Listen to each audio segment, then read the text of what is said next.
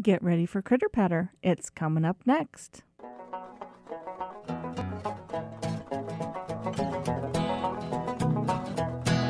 All God's creatures got a place in the choir. Some sing low, some sing higher, some sing out loud on the telephone wire. Some just clap their hands, paws, or anything they got.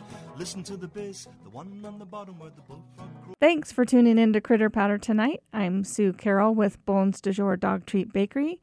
And tonight on Critter Patter, Andrew DuBois is joining me. He is the Citizen Science Coordinator at Jeffco Open Space, and he's joining me to talk about rattlesnake. I'm hoping we learn more about these snakes and how to make our encounters with them a little more comfortable for both ourselves and for the snake. So thanks for being on Critter Patter, Andrew.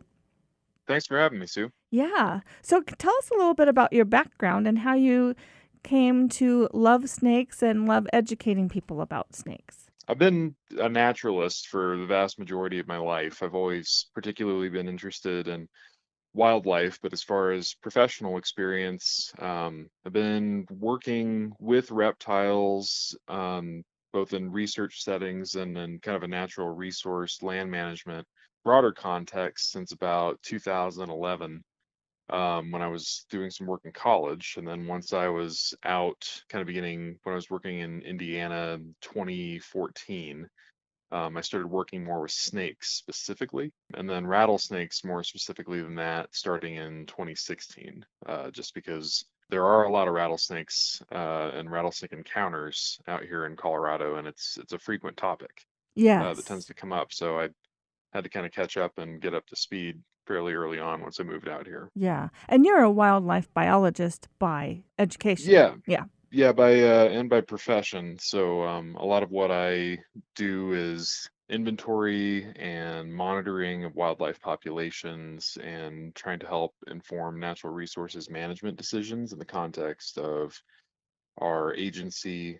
But I also have done some consulting work on the side and have helped private land interests and other government agencies learn more about their wildlife populations and investigate movement dynamics and population status occurrence. So I have worked with a variety of species, but my specialty tends to be, especially my background, to be amphibians and reptiles, and specifically frogs, salamanders, snakes, lizards, and turtles. I'm just guessing that the sooner that we can tell that there's a rattlesnake in our vicinity or on the trail or nearby, and the better equipped we are for having a positive encounter with them if we know that they're there and we know what to do. And we don't want this snake to feel like it's in danger, because that's when we get in trouble, right? How do we identify them quickly from a distance? Sure. Well, I guess I'd stress first to your point about seeing snakes is I don't think people are very good at seeing snakes. Yeah. Generally speaking, I think most of them, people tend to pass them by. And unless you have a search image that you've developed by repeatedly finding snakes over time, it's kind of hard to spot them when they're in cover. And of course, folks, when they're distracted or talking to someone on the trail or talking on their phone or looking at Right. a distant view, some folks even just kind of stand on them. So there's just the basic component of just even being cognizant of your environment while you're out hiking in a mostly wild landscape. Once you actually put eyes on a snake, there are a few characteristics that can be helpful to help you identify a prairie rattlesnake, which is the species that we have here locally in the Front Range in Colorado. Mm-hmm. And it's our So only venomous snake, right? yeah, here in the Front Range it is, and in Colorado, more broadly speaking, the only dangerously venomous snakes that we have are all rattlesnakes. So the Okay. prairie rattlesnake, the desert Massasauga in southeast Colorado, and the midget-faded rattlesnake are the only three that we have. So the good news is, if there's a native wild snake in Colorado you run into and it's not a rattlesnake, then it has no ability to harm you, your pets, or anything like that. Oh, good. Okay. Well, that's good to know. From Yeah, a distance, how do we tell that it's a rattlesnake? sure. So I try to rely on field marks that people can use from a safe distance to identify their snakes. So the One that is probably the best and most reliable is right there in the name, the presence of the rattle. Mm-hmm. Or potentially, if it's a young snake, it doesn't have a full rattle string. There may just be a little button on the end of the tail, but it still looks glossy and shiny and dark. It's kind of made out of like a horny material. It's keratin. It's the same substance that our hair and our nails are made of. Mm-hmm. So it looks kind of hard and shiny from a distance. And the rattlesnake's tail, even if the rattle is broken, ends in a blunt tail tip, while all of our non-rattlesnakes have a gradually tapering, sharp tail point. Obviously, that can change if a snake loses its tail to a predator. There's unfortunately just a lot of caveats there. So other characteristics other than the presence of that rattle are most of our snakes, they usually have a white or cream colored stripe before and after their eye on either side of their face. There are a series of dark, usually brown blotches on the back for the first 2/3 of their body length, and those blotches are usually edged in white or cream color, and then that pattern gradually transitions into dark bands as you get to the last third of the snake's body and approach the tail, and those bands lack that white edging. The ground color of your prairie rattlesnake in our area is going to be gray or tan or brown, Mm-hmm. though some of them do have a little bit of a greenish tint to them, and that's where that scientific name, viridis, that means green, comes from. And that does lead some people to think they've seen a Mojave green rattlesnake in Colorado. That is not a species that occurs here. Okay. Um, Other than that, you do need to keep in mind that exceptions in coloration and pattern do occur. Some prairie rattlesnakes that have been found in Colorado lack the blotches on the back or really any pattern at all. Oh, And really? Oh. as I said before, the rattle itself is just a series of keratin segments that are interlocking. It is fairly fragile. It can break. And the rattle itself may not always be visible. It may be underneath the snake or off in the grass. So you can't really rely on any one character to always carry you through in every situation. A combination is usually good. And even just knowing the list of characteristics, it does take some practice, just like learning to identify any wild animal. It does take some practice to get those characters down. They don't always rattle before they strike, or do they? They do not. It's unfortunately a misconception or a myth that often is brought up by people who are somewhat sympathetic to snakes, and they want to tell people that that's one of the things that's good about a rattlesnake is that it'll always give you a warning before it strikes, and unfortunately that is not true. A snake has a pretty complicated set of factors it needs to weigh when it makes a decision to rattle or not to rattle. And some of those factors are understood to influence the likelihood of them rattling. If a snake is in the open and visible, it seems like they're a little bit more likely to have that defensive coiled rattle response. If they're under cover, or they're kind of in a sheltered space, they seem more likely to try to just have you pass by and rely on their camouflage. But even in those cases where a snake might be out in the open and being actively harassed, they may strike without ever giving a rattle. Okay. And if a rattle is broken, obviously, even if the snake is moving its tail, it may not be able to produce any sounds. The number of the segments on the rattle, all of those interlocking segments strike together in order to make that strident hiss. Mm-hmm. But if the snake is smaller and has fewer rattle segments, it's kind of more like a quiet, toneless buzz. Oh, okay. And So they that might be even tough to hear sounds them. different than It does. It does. I snake to usually snake. think of it as sounding like a sizzling sound. Mm-hmm. People hear a grasshopper and they'll think it was a snake giving them a quick shake, but it's usually a long, strident, hissing sound Okay. that comes from a continuously rattling rattle. But again, they don't always do that. So you can't rely on a snake to warn you before it potentially strikes, just because it may choose not to do that. Okay. So, what are some safety precautions if we are out enjoying our beautiful Colorado mountains and plains? They're everywhere, I guess. What are some safety precautions if we see a rattlesnake? How far do we need to stay away from them? And just what would lessen our likelihood of being struck by a rattlesnake? Sure. So rattlesnakes are most often encountered by people that are walking out on trails, and oftentimes the snakes are either coming out to bask on a trail surface or they were crossing a trail at the time that they were encountered. They use the entire landscape. So obviously a snake that's out in the middle of a trail is going to be a lot easier to spot and safely avoid than a snake that is off a trail Right. if you are also off a trail. So I think an important first precaution is staying on a designated trail is going to increase your likelihood of seeing any snakes that you would run into on your path, and seeing them and being able to react to that information ahead of time is going to help you stay safe. As Right. far as just things to wear, any open-toed shoe is generally speaking going to be a bad idea Mm-hmm. when dealing with snakes. The pit organ that pit vipers, including rattlesnakes, have between their eye and their nostril is sort of like a second pair of eyes that they can use to sense infrared radiation, and your feet are going to be radiating heat.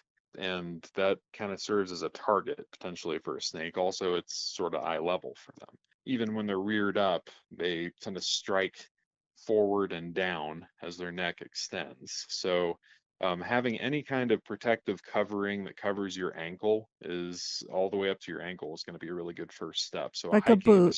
Yeah. sturdy hiking shoe that covers your ankle is preferable. Okay. On top of that, if you are going to be out and about, it's helpful to have long, loose-fitting pants that Mhm. cover that ankle as well. That way, if a snake does strike above the ankle of a boot, they're able to catch a fang potentially in the loose fabric, and it may just penetrate the fabric and not actually scratch your skin. Okay. If you are going to be off a trail because you have to be or you're working, etc., I highly advise people to invest in some rattlesnake PPE. Get yourself a pair of snake gaiters and wear those over your boot and your shins Mm-hmm. so that if you do have a close encounter with a snake that you weren't aware was there and almost step on one, you have that added layer of protection. As far as if you run into one while they're out on a trail, generally speaking, giving a snake as much space as you can is going to encourage it to move along. A lot of our trails are fairly narrow. If you have a large, wide trail, it's pretty easy to just navigate around a snake when you're walking, giving it a fairly wide berth. Even if they're somewhat agitated, you can usually pass a snake with a good 6 foot of distance Okay. is pretty safe. But even if they're on a trail, depending on the size of the snake, etc., even moving 3 feet away from the snake is generally going to be fairly safe as long as you're keeping an eye on it. But if your path to avoid the snake is going to take you into grass, there's always the possibility that there is a snake you're not seeing right off the Okay. trail that you could end up encountering. So I generally advise people to give snakes space and allow them to move along. A snake Mm-hmm. that's been provoked to rattle is freaked out and they're getting stimulated constantly by something that's provoking them to be defensive. If you move back out of the way and avoid moving, stomping, any kind of threatening display that confusingly, we advocate using for some larger mammals in encounters that are too close, but they don't work on discouraging a snake. The more stomping around and hand waving and moving that you do, the more likely the snake is going to remain excited and worried. If you give it about 30 feet or more and adjust as needed, if the snake is still aggravated at the distance you're at, retreating a little further can give it the space it needs to settle down and crawl off the trail. Right. And it's not going to crawl off to the side and wait for you. I think Not people, wait for no. you, that's Uh-uh. true, but they will crawl off to the side and usually just remain there. Okay. So there is a somewhat of a misconception that a snake that crawls off of a trail is is just kind of making a nice straight line movement far away from you. And Hmm. more often than not, when a snake retreats, they're just retreating to the closest cover that they can Okay. find. And that may be a burrow or a rock crevice that the snake is familiar with that's right there off of the trail, or oftentimes it's just a patch of grass where the snake has access to shade and some shelter, and they'll just kind of remain right there just a couple of feet off the trail. That said, a snake that's a couple of feet off the trail isn't posing a threat to anybody that's on the trail. Okay. And as you said, they're not waiting for you. A snake doesn't have any any gain it can get from biting a person. Interacting with a human being is pretty much always a lose situation for a snake, and they're not going to seek out any kind of interaction with you. So Okay. just kind of letting them get off of the trail and then continuing on your path is generally going to work out the best for you. So where do they live in general? Before you answer that question, though, Andrew, let's give out information in case anyone's listening to this that wants more information about rattlesnakes, or this has really piqued their interest. How would they get more information from you? Sure. Well, I mean, people can always email me, but there are many other people that also serve as good resources. Colorado has a great venom lab over at UNC that's run by Principal Investigator Steve Mackesy. And they do a lot of research on snake venom, but they're especially the prairie rattlesnake here in Colorado, but they also have done some great work looking at snake ecology and populations. So they're a valuable resource that we have here in the state. Colorado Parks and Wildlife often will put out information about rattlesnakes. There are some other resources like Colorado Partners in Amphibian and Reptile Conservation Park, PARC. Also is a potentially good resource to get information about rattlesnakes. So we are not lacking for good sources of information here in Colorado. Yeah, that's great. Where do you find them? I mean, where do they live? Where do they hibernate? Let's talk a little bit about how they survive in Colorado, how what their home is like. Sure. So prairie rattlesnakes are pretty generalist when it comes to their habitat selection. They're very adaptable. And that name prairie rattlesnake is probably a little misleading because they do occur outside of prairies. It probably would have been better to call them the Great Plains rattlesnake because Hmm. that more or less corresponds to their range. You can find them just about anywhere that's a fairly natural landscape in Colorado that's within their elevation tolerance. So that might be grasslands or prairies, as the name suggests. It can also be sandhill habitat with a lot of sagebrush. Could be semi-desert and mountain shrublands. They occur in canyon habitat, pinyon juniper woodlands, and sometimes you'll encounter them in riparian areas where you have willows or cottonwood gallery forests.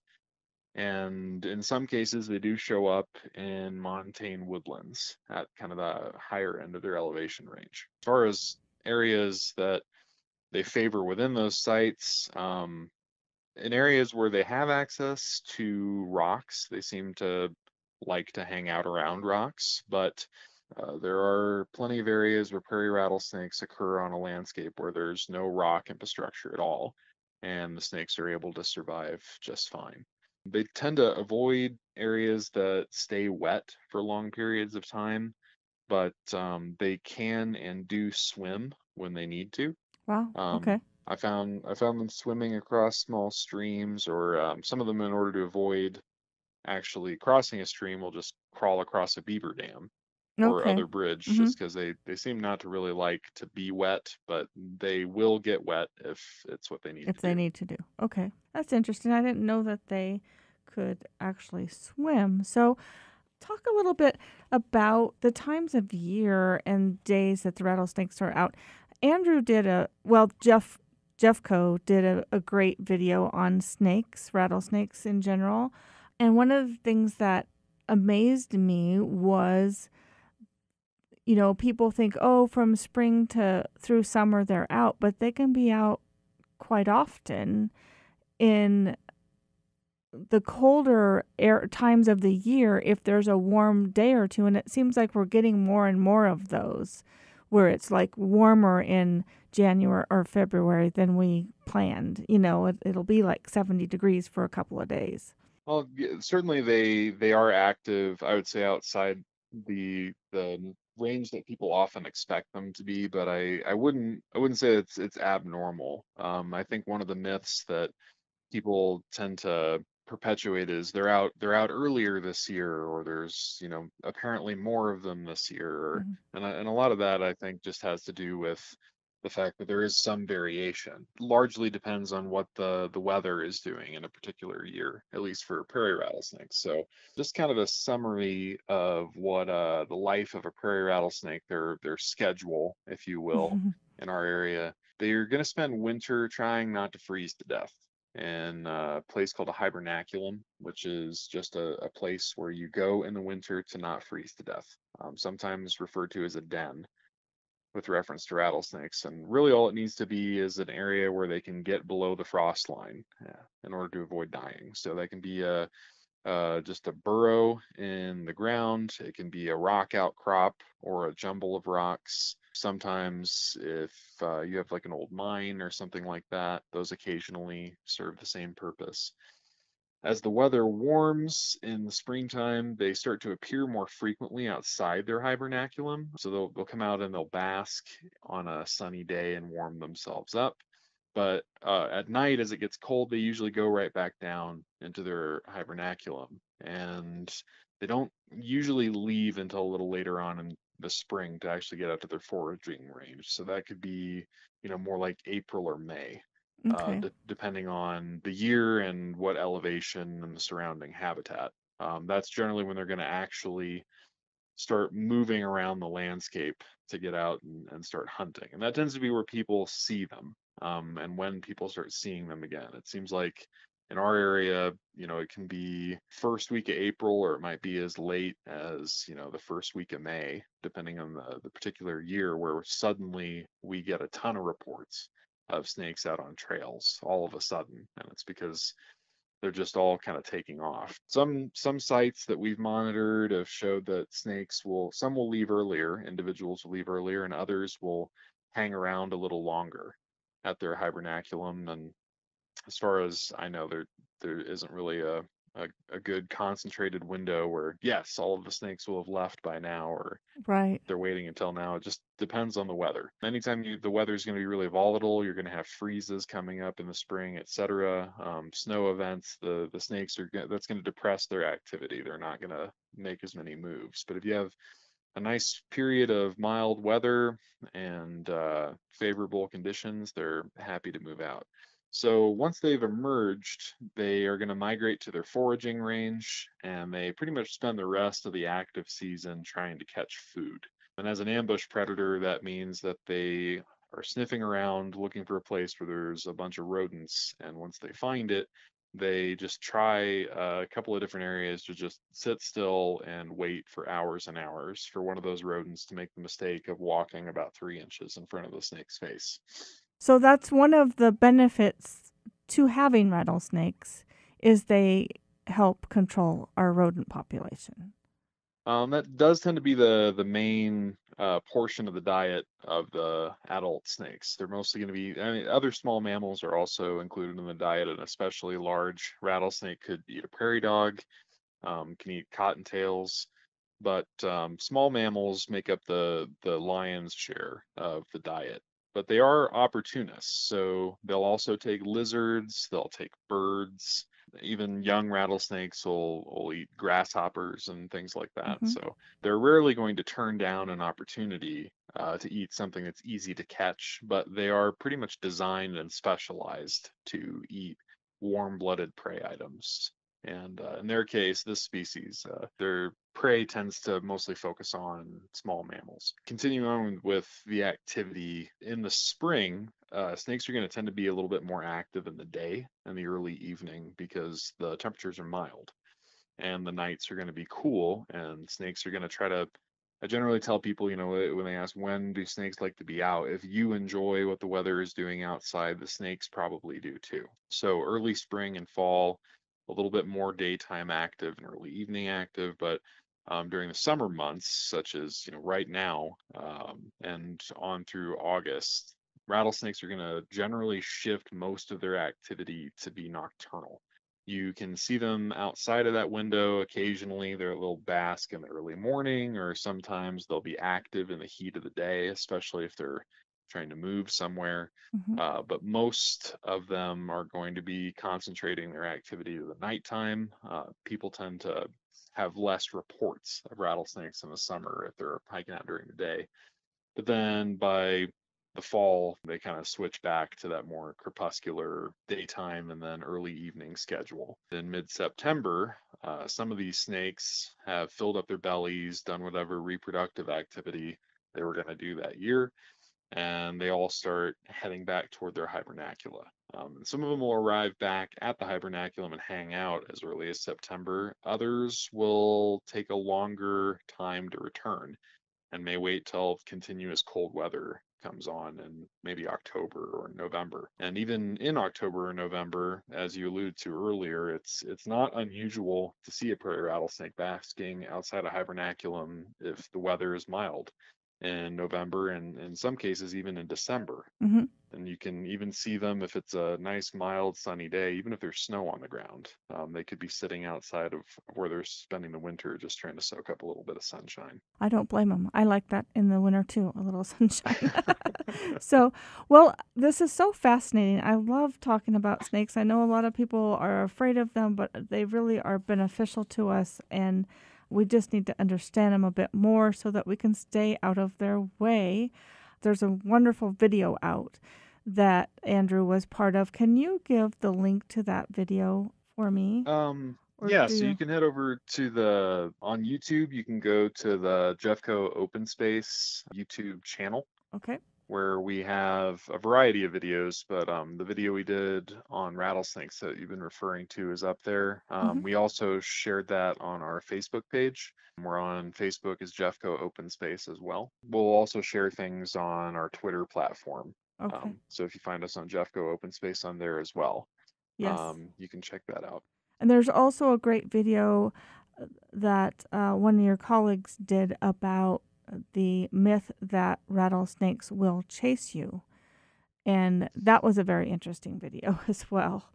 So yeah, that was done by Brian Hughes, who's the owner of Rattlesnake Conflict Mitigation Company out in Phoenix, Arizona, called Rattlesnake Solutions. Brian does a lot of public education as part of his work out there. And one of those things that you were alluding to is, he approaches 50 wild rattlesnakes in the Phoenix Valley to try to debunk the myth that a rattlesnake will chase you. And you can see in every instance that he approaches a snake close enough to provoke it to react to his presence. The snake does everything in its power to avoid him, not to engage with him. Yeah, that was awesome. So, well, thank you so much, Andrew, for being on. I wish we had a little bit more time because I could talk about these guys all day. But thank you for your work, for educating us on rattlesnakes as well as many other species of animals that you deal with there at Jeffco. Thanks for having me on, Sue. Yeah, thanks so much. Thanks for listening to Critter Patter on KRFC 88.9 FM Fort Collins.